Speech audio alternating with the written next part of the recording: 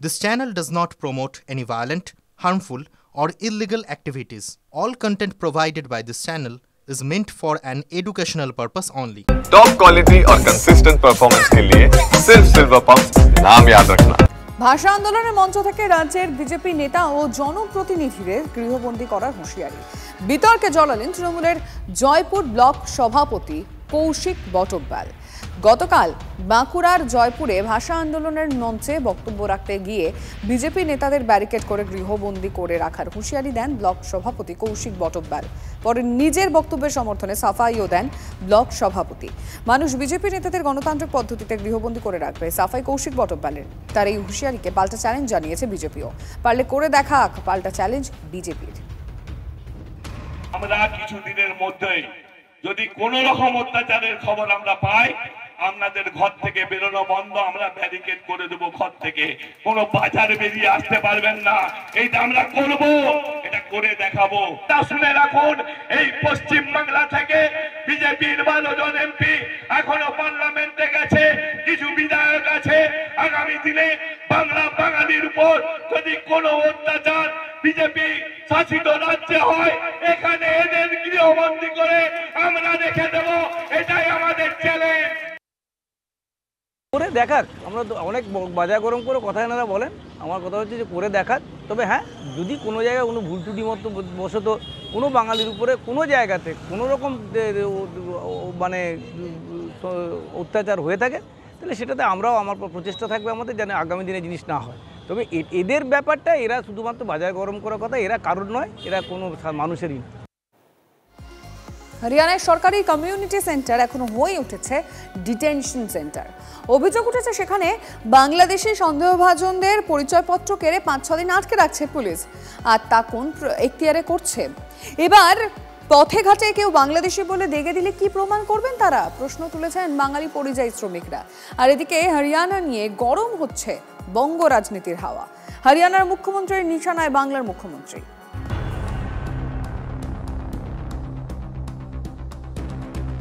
বাংলাদেশি সন্দেহে মাঝরাতে গুরগাঁওয়ে বাঙালি বস্তিতে হানা দিচ্ছে হরিয়ানা পুলিশ। অভিযোগ, মহল্লার বাসিন্দাদের তুলে নিয়ে গিয়ে রাখা হচ্ছে গুরুগ্রামের সেক্টর 40-তে।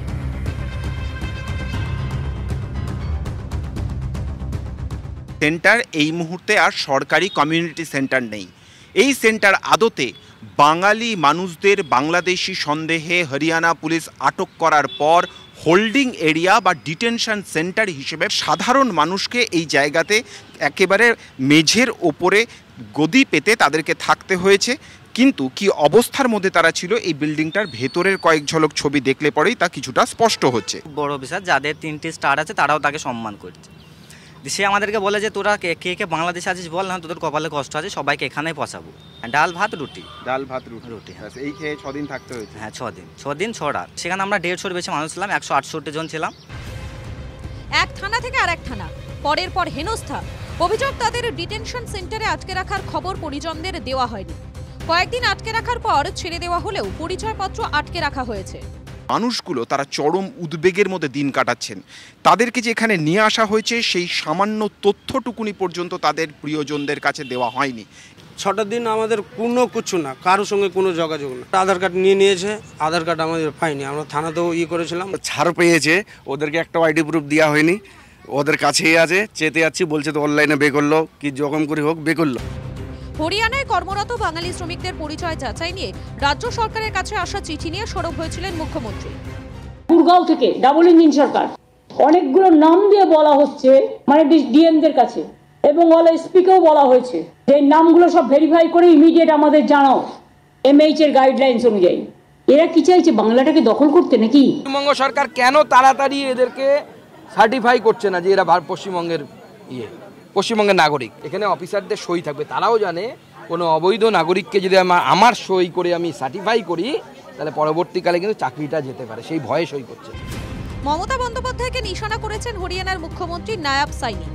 এক্স হ্যান্ডেলে তিনি লিখেছেন, হরিয়ানায় বাংলাদেশি অনুপ্রবেশকারীদের কোনো স্থান নেই, তাদের রাজ্য থেকে বের করা হবে। দেশের সুরক্ষায় সমস্যা সৃষ্টি করা ব্যক্তিদের প্রতি মমতা বন্দ্যোপাধ্যায়ের সহানুভূতি দুর্ভাগ্যজনক। ভোট ব্যাংকের রাজনীতির জন্য দেশের সুরক্ষার সঙ্গে ছেলে খেলা করেছে। হরিয়ানার মুখ্যমন্ত্রী প্রমাণ করে দিয়েছেন তারা বাংলাদেশি মুসলমান। মমতা বন্দ্যোপাধ্যায় জানেন এই জলটা বেরিয়ে গেলে দুধটা রয়ে যাবে এবং তার ভোটটা 2 কোটির নিচে নেমে যাবে। সেই আতঙ্কে এগুলো করছে, এর সঙ্গে ভাষার কোনো সম্পর্ক নেই। সারা ভারতবর্ষব্যাপী বাঙালিদের ওপর একটা অত্যাচার চলছে। আর এই বিজেপি যেগুলো আছে না, শুভেন্দু অধিকারী এরা ওই গুজরাটের মন্ত্রীগুলোর পায়ের তলায় পড়ে থেকে বাঙালিদের অপমান করাচ্ছে। হরিয়ানা এবং বেশ কিছু জায়গায় দিল্লির উপকণ্ঠে অন্যান্য রাজ্যে বিজেপি শাসিত রাজ্যে বাংলা বললেই তুলে নিয়ে গিয়ে আটকে রাখছে। বাংলা বললেই সে বাংলাদেশি, সে ভারতীয় নয়। হিন্দু মুসলমান সবাই বিজেপির এই ভয়ঙ্কর অস্তিত্ব নিয়ে টান দিচ্ছে বাংলা ভাষীর। আমরা অবৈধ অনুপ্রবেশ সমর্থক নই, কিন্তু অনুপ্রবেশ রোখার দায়িত্বটা কেন্দ্রীয় সরকারের। রাজনীতির রণাঙ্গন, যুক্তি পাল্টা যুক্তি চলছে, কিন্তু এই রাজনীতিতে মন নেই ঘোর আতান্তরে থাকা পরিযায়ী শ্রমিকরা। তাদের কথা শুনবে কে? হরিয়ানা থেকে ক্যামেরায় অনুদীপ শর্মার সঙ্গে জ্যোতির্ময় কর্মকারের রিপোর্ট, TV9 বাংলা।